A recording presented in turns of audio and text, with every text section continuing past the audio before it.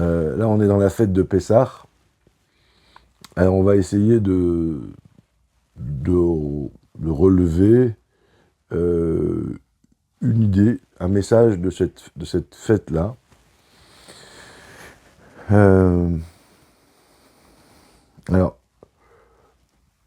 Pessah, c'est le premier mois de l'année vis-à-vis des fêtes juives, parce il y a plusieurs débuts d'année, mais par rapport aux fêtes juives, c'est Pessah. Et c'est le mois de Nissan, pardon. Et dans le mois de Nissan, il y a une fête qui s'appelle Pessah, qui est la première fête juive. Donc cette fête juive-là, en dehors de commémorer un événement qui s'est passé il y a des milliers d'années, il y a aussi un message spirituel, intellectuel pour notre vie. Chaque événement de la fête, euh, euh, en plus de commémorer quelque chose ou d'être un symbole, porte un message. Alors, donc à Pessah, donc c'est le début de l'année. En fait. Donc c'est un message qui est fondamental, qui est à la base. Euh, alors quand on regarde la fête, il y a un événement un peu surprenant. C'est que le peuple juif était en esclavage depuis 210 ans. En théorie, ils auraient dû rester 400 ans. Dieu avait dit à Abraham, tes enfants seront en exil 400 ans. Et Dieu les a libérés au bout de 210 ans parce que le peuple juif n'avait pas tenu, en fait, l'épreuve et ils étaient complètement assimilés. Et s'ils se restaient une journée en plus ou 2 heures de plus, le peuple n'existerait plus, il serait complètement perdu. On dit qu'ils avaient tout perdu, sauf 3 choses, leurs vêtements, leur langue, et la troisième chose, ça va me revenir, la langue, les vêtements et la façon de s'habiller. Voilà, c'est tout ils avaient gardé que ça. Le reste, ils étaient complètement assimilés, ils étaient idolâtres, etc. Et Dieu donc les a fait sortir d'Égypte de justesse. Et d'ailleurs, 4/5 des Juifs ne voulaient pas sortir, ils sont morts en Égypte. Donc on voit à quel point le peuple était très très très bas. Ils étaient au 49e niveau d'impureté. Donc Dieu les libère. Mais ce qui est étonnant, c'est qu'on dit que Dieu s'est dévoilé au peuple. Il y a eu un très très grand dévoilement, à tel point qu'on dit que quand ils ont traversé la mer Rouge, la plus petite des servantes a prophétisé comme plus fort que le plus grand des prophètes. Il y a une révélation divine qui a été donnée au peuple d'une dimension très puissante. En général, quand on parle de révélation divine, on parle de niveau spirituel très élevé qui est accompagné d'un plaisir très grand qui, normalement, pour l'atteindre, ben, ça demande un travail sur soi. C'est comme un sportif, s'il fait beaucoup de sport, à la fin, quand il va par exemple, faire du tennis, il va s'entraîner, et ben, quand il va jouer, et ben, ça sera agréable, et ça amène un plaisir, parce que je joue bien. Ben, dans la spiritualité, c'est pareil, si je fais de la méditation, à un moment donné, j'ai une révélation, où je perçois quelque chose qui est un plaisir. Donc, dans ce monde-là, le résultat demande un effort. Je travaille, j'ai un résultat. Là, on voit un peuple, alors que Dieu les libère, c'est une chose, mais on voit que Dieu s'est révélé à eux. Il leur a donné un dévoilement très puissant qui crée un plaisir énorme qui n'est pas normal, puisque normalement, ben, d'abord, tu fais un effort, et ensuite, tu as la révélation.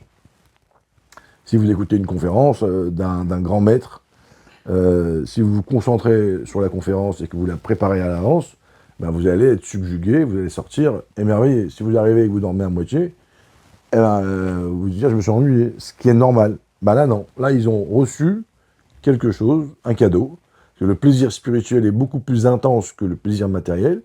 Quand vous mangez une bonne pizza bien chaude que vous aimez, le plaisir que vous allez en tirer par rapport au plaisir spirituel, c'est rien du tout. Donc là, il y a quelque chose qui est étonnant. Ensuite, quand ils arrivent dans le désert, pendant 49 jours, et au bout du 49e jour, le 50e jour, ils ont reçu la Torah au Mont Sinaï. Là, par contre, on voit que Dieu leur demande de se travailler. Là, on est dans la phase normale. C'est, vous voulez, il faut travailler sur votre caractère. 49, ça correspond 7 fois 7, et 7, c'est le chiffre de la nature, ça correspond à nos 7 émotions.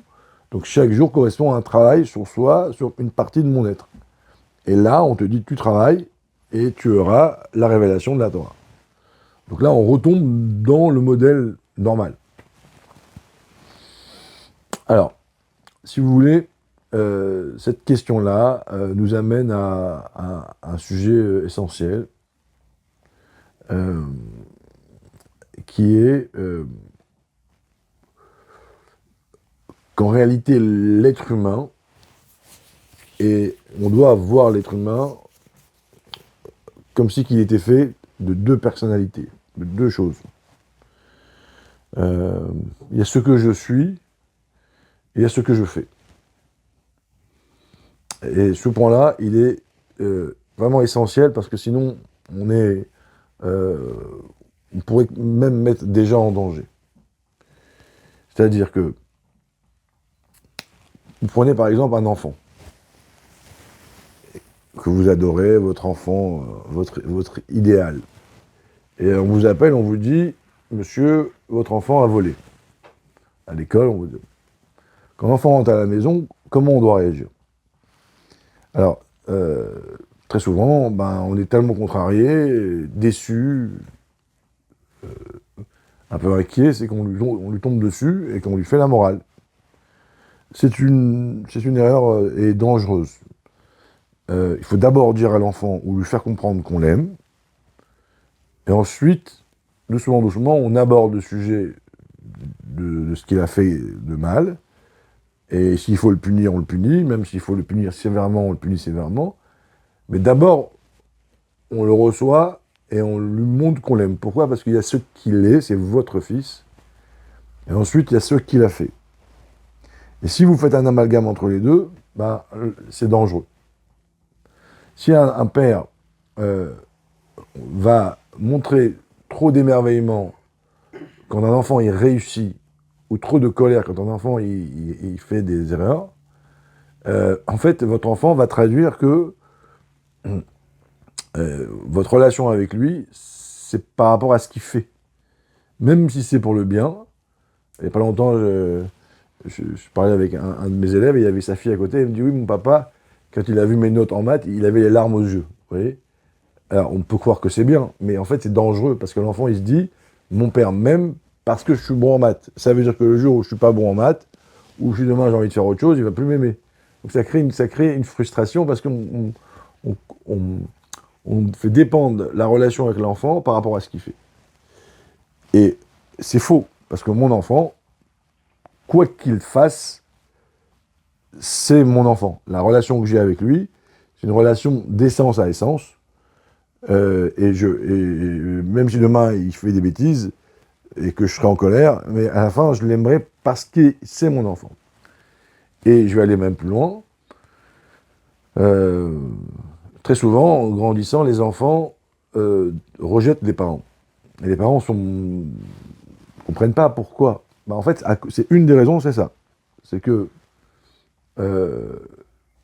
quand l'enfant il a volé à l'école, qu'il a eu la prof qui lui a repris, la directrice, les copains, donc déjà, on l'a attaqué sur ce qu'il a fait, de manière justifiée. Quand il rentre à la maison, si le père continue, l'enfant, on va dire, même s'il aime son père, c'est dur pour lui de se confronter avec un vol ou autre chose. Donc si on lui dit, mon fils, je t'aime, et que toi et moi, on a un lien inconditionnel, parce que tu es une part de moi, et on dit que le fils, c'est comme un membre du père qui est à l'extérieur du père, à ce moment-là, l'enfant est rassuré, et on lui donne de la force. On le nourrit. Et ensuite, quand on va lui faire la morale, il aura la force de supporter la morale, parce qu'elle va prendre une place qui va être juste.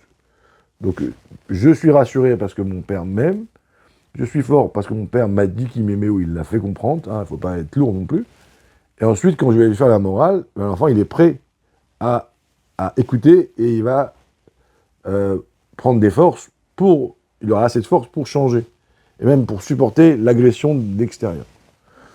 Euh, donc, il y a ce que je suis, il y a ce que je fais. C'est valable avec sa femme, c'est valable avec ses amis. Alors, il faut toujours, en fait, aborder la vie de deux manières. On voit des fois des gens qui vous disent, il y a certains, bon, certains religieux, quand ils voient une personne dans la rue, ils vont lui parler comme si c'était, t'es un homme bien, t'es extraordinaire. Le type, il dit, mais moi, je ne me comporte pas forcément bien. Alors, est-ce que c'est de la démagogie? Est-ce que c'est de la manipulation? Ben non. Quand on dit à une personne, tu es quelqu'un de bien, on parle de ce qu'elle est. Après, si on veut, si on rentre dans sa vie, dans ce qu'elle fait, elle peut faire des erreurs. Récemment, il y a une personne connue de la communauté qui est très connue, qui est un peu jugée parce qu'on considère que c'est mal comporté. Et souvent, quand on me parle de lui, on me dit je le supporte plus, je l'aime plus, il nous a trahis, etc. Eh bien, c'est exactement la même erreur. C'est-à-dire qu'on peut dire ce que cette personne-là a fait est mauvaise, okay, et je peux me disputer avec elle sur ça, mais par contre, ce qu'elle est, c'est mon frère, et je dois l'aimer de manière inconditionnelle. Euh, cette idée-là, on la retrouve en Égypte. Dieu, quand il décide de libérer son peuple, il commence par leur dire « Je viens vous voir pour ce que vous êtes ». C'est pas lié à vos actions, c'est pas lié à votre niveau spirituel. Vous êtes le peuple que j'aime, donc je viens et je parle à vous en tant que ce que vous êtes. Voilà, point. Et là, Dieu, il se dévoile à eux, et on dit qu'il les a fait sortir en se révélant à eux. Et donc, c'était une attitude, une forme de communication, donc une révélation, à la partie âme, à la partie ce que je suis. Donc, comme si on coupait la part en deux. Et donc, il les a fait sortir et il leur a donné de la force. Ensuite, dans le désert, les 49 jours du traversée du désert, là, Dieu leur a dit, bon, maintenant, vous êtes où vous en êtes? Ben, il leur a dit, il faut commencer à travailler sur vous-même pour vous raffiner, pour ensuite pouvoir recevoir la Torah. Voilà, je vous souhaite une très bonne fête de Pessah.